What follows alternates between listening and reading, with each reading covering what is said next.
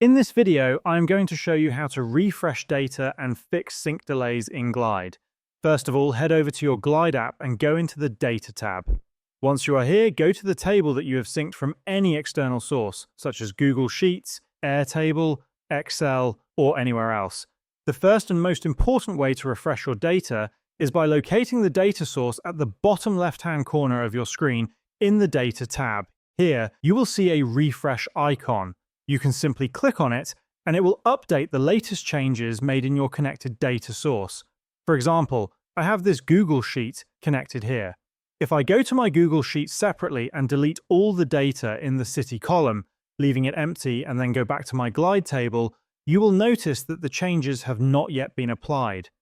However, when I refresh the data manually using the refresh icon, the changes are immediately reflected and the column data is deleted. To explore more about sync settings, click on the Settings icon at the upper side of your screen, and then click on the Data option. Here, you can verify that all your data sources are correct and connected. Glide offers two sync modes. The first mode is Normal, which syncs data when users add, delete, or change data. You may then need to manually refresh your table, as I showed earlier. The second mode is Extra. If you choose this mode, Glide will automatically sync data every few minutes while users are active.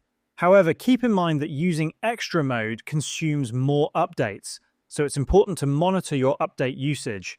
And this is how you can refresh data and fix sync delays in Glide.